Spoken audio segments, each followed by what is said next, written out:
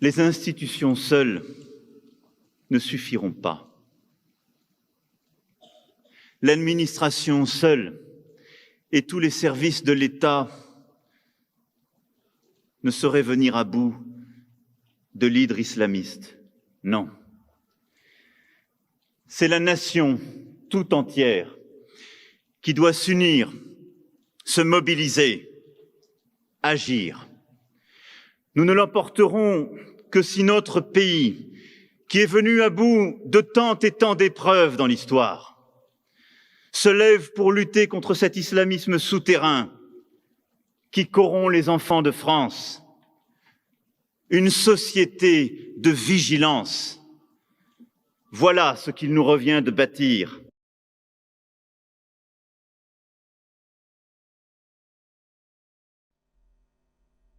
La société de vigilance, autosurveillance, délation et haine sécuritaire est un essai paru en janvier 2021 aux éditions Textuelles.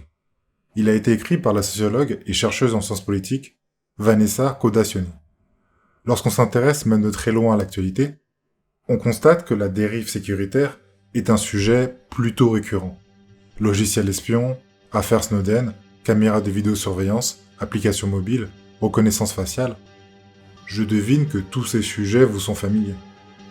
Dans ce domaine, je devine également que les articles sur lesquels vous êtes tombés centrent leur regard sur le tournant autoritaire pris dans de nombreux États. Je pense notamment à l'évolution de la législation en matière de répression ou au mauvais usage des technologies de pointe. Dans ces articles, nous sommes décrits au choix comme des individus subissant de manière passive la surveillance de masse ou comme des acteurs en lutte contre cette même surveillance. Mais vous remarquerez que l'individu n'est jamais placé au centre de l'analyse. Enfin, pour être plus précis, nous ne sommes jamais considérés comme des individus complices et actifs de cette dérive. C'est justement ce qui fait l'originalité de cet ouvrage, car dans cet essai, la chercheuse va s'évertuer à analyser notre contribution à cette dérive sécuritaire. Elle constate que dans de nombreux pays, les populations sont incitées à se mobiliser pour assurer leur propre sécurité et celle de leur pays. Dans ces mêmes pays, les appels à la fameuse vigilance et à la responsabilité individuelle se multiplient. De plus, ces appels ont lieu dans de très nombreuses sphères, au travail, sur Internet, dans la rue, à l'école et même au sein de la famille. Elle montre également comment de nombreux dispositifs tendent à conditionner le comportement de la population à des fins sécuritaires. C'est-à-dire en gros à impulser aux individus des comportements policiers, espions ou guerriers. Le but étant au final de renforcer l'obéissance des citoyens et de légitimer la répression étatique. C'est contre-intuitif et certains d'entre vous risquent de trouver ça un peu tiré par les cheveux. Mais vous allez voir, son analyse est limpide.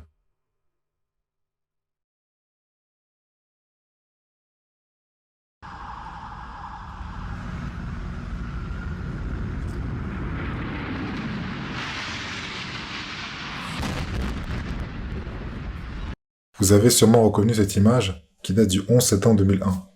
Je l'ai choisie car cette journée constitue le tournant, le point de bascule vers la société de vigilance décrite par l'autrice. En effet, c'est à partir de cette date que le renseignement humain va devenir central. Attention, lorsque j'utilise le terme renseignement humain, je fais référence au renseignement qui n'est pas basé sur la biométrie, la vidéosurveillance, l'identification numérique ou la reconnaissance faciale. Même si ces champs ne vont pas être délaissés ou désinvestis pour autant. Je pense plutôt à celle caractérisée, entre autres, par le renforcement de la surveillance horizontale, c'est-à-dire l'espionnage et le voyeurisme. Face à l'invisibilité de la menace, et de celles et ceux qui peuvent passer à l'acte, l'État appelle en quelque sorte à une généralisation de la surveillance latérale, tout en augmentant l'intérêt des gouvernants et des experts pour la capacité des citoyens et des citoyennes à entendre et voir. Sénateur républicain de l'Arizona déclare en 2011 la chose suivante. La semaine dernière, le procureur général a soutenu que notre système judiciaire est, je le cite, notre arme de lutte la plus efficace contre le terrorisme. Eh bien, je ne suis pas du tout d'accord. Nos armes les plus efficaces de lutte contre le terrorisme sont les yeux et les oreilles de 300 millions d'Américains qui partagent un objectif commun, assurer la sécurité de notre pays.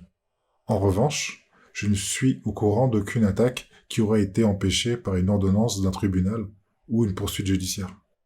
Et ce n'est pas un avis isolé. Par exemple, la plus massive investigation sur les services de renseignement américains fait valoir la trop grande place accordée au renseignement technologique au détriment du renseignement humain. Et bien sûr, ce phénomène n'est pas circonscrit aux États-Unis, puisqu'en France, les autorités françaises reconnaissent publiquement, dès 2008, l'importance du renseignement humain. Bon, on a compris qu'il y avait une recrudescence de l'intérêt pour les capacités proprement humaines. Mais comment se traduit cette revalorisation de l'humain? Tout d'abord, cet engouement se concrétise par une recrudescence des dispositifs intrusifs et liberticides. Et cela, que ce soit du point de vue technologique ou judiciaire. En guise d'illustration, j'ai en tête le dispositif d'espionnage mondial PRISM, celui qui a été révélé par le célèbre Snowden.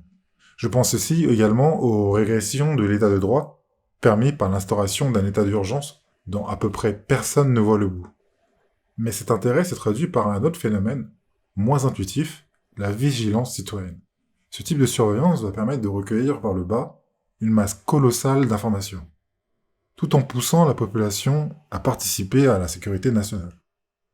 Lorsqu'elle utilise le terme « vigilance citoyenne », elle fait référence à des phénomènes tels que la dénonciation. À cet égard, on peut à titre d'exemple mentionner la campagne mise en place aux États-Unis « If you see something, say something ». En s'associant avec les stades, les hôtels, les transports en commun, les aéroports, cette campagne du ministère de la Sécurité intérieure demande à la population américaine d'être vigilante face aux activités suspectes. Des vidéos vont par exemple être projetées dans une pléthore de lieux publics afin d'insister sur les comportements entre guillemets suspects permettant de repérer une activité terroriste. Voici quelques exemples de comportements considérés comme suspects. Parler nerveusement au téléphone portable, utiliser de l'argent en liquide, regarder sa montre à plusieurs reprises, ou laisser son sac à dos sans surveillance. Pour comprendre l'importance accordée à l'humain au sein du dispositif sécuritaire, il faut aussi prendre en compte que cette vigilance s'inscrit depuis les années 2000 dans le cadre d'une lutte antiterroriste préventive.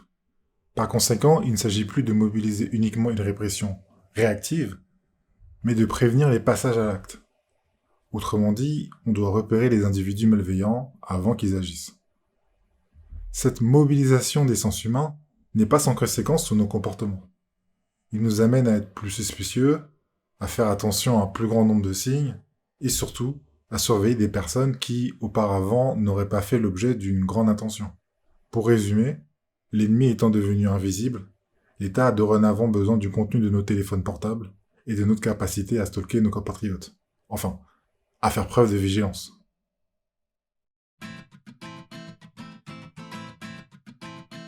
Thanks for tuning in. This is Foamy.com, and today we've got a really interesting app.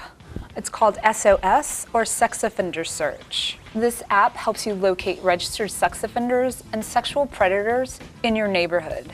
So as soon as you open up the app, it automatically tracks your whereabouts via GPS and maps any registered sex offenders within your area.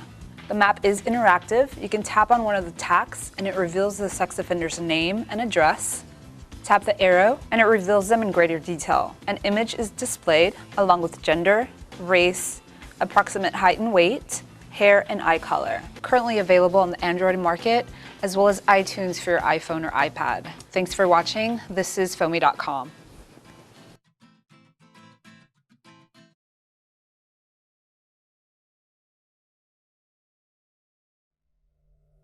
Les campagnes de communication ne sont pas les seuls dispositifs à même de nous faire adopter un comportement plus suspicieux.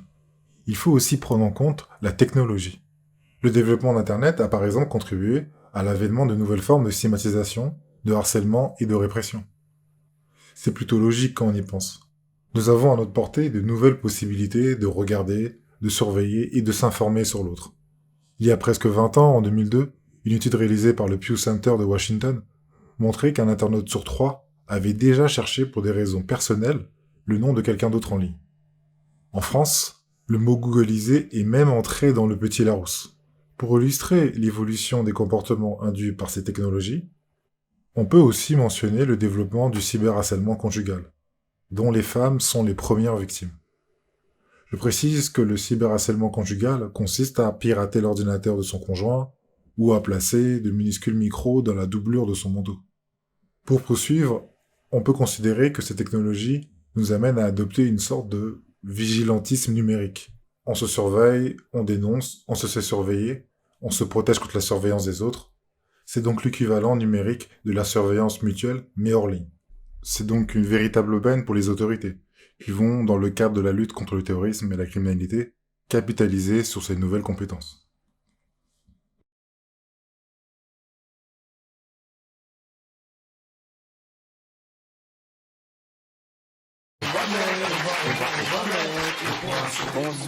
Bonsoir Mouloud, bonsoir à tous. Aujourd'hui, tu veux nous parler de Christophe Castaner, à qui j'aimerais me signaler en tant que musulman. Voilà, si vous me regardez, je me signale. On va précisément en parler. Mouloud Christophe Castaner, mardi dernier, était auditionné à l'Assemblée nationale pour revenir sur l'attentat de la semaine dernière à la préfecture de police de Paris. Il a été auditionné devant la commission des lois et il a notamment listé ce qu'il estime être des signes de radicalisation. Parmi ces signes qui doivent être relevés, une pratique religieuse rigoriste, particulièrement exacerbée en période de Ramadan, le port de la barbe, le fait, et ça a été évoqué dans le cas dont nous parlons, qu'il fasse la bise ou qu'il ne la fasse plus, ou le port du voile intégral pour un fonctionnaire féminin sur la voie publique. Est-ce que l'individu accepte de faire équipe avec une femme ou pas? Est-ce qu'il a une pratique régulière et ostentatoire de la prière rituelle? Bon, on l'a vu dans les parties précédentes, tout le monde est visé par des injonctions à plus de vigilance. Mais il ne faut pas oublier que c'est les autorités qui fixent les règles et les normes encadrant ces dominations. Ce sont elles également qui fixent et déterminent les cibles de la vigilance citoyenne. Bon, vous vous en doutez, ce sont les Noirs et les Arabes qui vont être les cibles privilégiées de ce ciblage. D'ailleurs, ce ciblage racial dans les pays du Nord ne date pas d'aujourd'hui. Prenons le cas des États-Unis par exemple. Là-bas, une intelligence raciale a même été spécifiquement créée au sein des services de renseignement dans les années 60 afin de surveiller et réprimer les Black Panthers.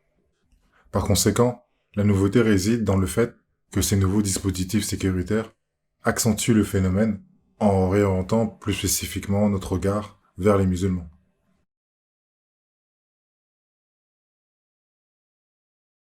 Changeons un peu de sujet. À quoi vous fait penser ce dessin très moche? Je vous pose cette question car, figurez-vous qu'en mars 2016, un membre du personnel d'une école maternelle demande à un garçon de 4 ans la signification de son dessin. Ce dernier explique qu'il s'agit de son père en train de couper du concombre, cucumber. Mais la puéricultrice comprend engin explosif à partir d'un autocuiseur, cooker bomb, et informe donc les parents que l'enfant va être signalé au service en charge de la déradicalisation. Heureusement pour la famille, grâce au scandale suscité par cette affaire, il n'y aura pas cette fois-ci de dénonciation. Si on replace le phénomène dans son contexte, on se rend compte qu'il n'est pas si étrange que ça. Car les dénonciations d'enfants ou de jeunes adultes dans le secteur éducatif se multiplient ces dernières années. Au Royaume-Uni, leur nombre est considérable. 31% des personnes signalées ont moins de 14 ans. Tandis qu'en France, 19% des personnes signalées, entre 2014 et 2016, étaient mineures. Il faut avoir à l'esprit que ce phénomène n'est pas le fruit du hasard, mais le produit d'un long processus d'encouragement et de rappel à l'obligation juridique de dénonciation.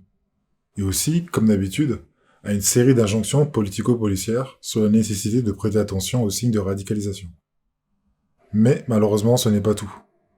On cherche également à faire des familles des alliés sécuritaires. Ainsi, en France, en 2016, l'immunité parentale en cas de non-dénonciation de crimes, d'atteinte à la nation ou de terrorisme a été supprimée. Sans vous noyer avec un flot de détails d'ordre juridique, disons qu'ils ont supprimé une exception dans le droit qui indiquait que les membres d'une famille ne pouvaient pas se dénoncer ou porter plainte les uns contre les autres. L'objectif est de préserver les liens familiaux et d'éviter un trop-plein de suspicions intrafamiliales. Cette initiative complète à merveille les autres dispositifs. En effet, en plus d'être présent à l'école et dans nos portables, l'œil sécuritaire est également présent dans notre sphère privée à travers le développement de la suspicion intrafamiliale. Pour le dire autrement, les familles deviennent des agents au service du tout sécuritaire. Le plus tragique dans cette histoire, c'est que cette mesure relève plus de l'affichage qu'autre chose. Car, d'une part, très peu de pères ou de mères sont condamnés pour ne pas avoir dénoncé leurs enfants. Et d'autre part, les familles participent largement aux politiques de lutte contre l'extrémisme. La preuve, En France, la moitié des signalements versés dans la base de données sur la radicalisation vient des familles, et des mères en particulier. Bref, tout ça contribue surtout à stigmatiser les mères en les considérant comme de potentiels radicalisés.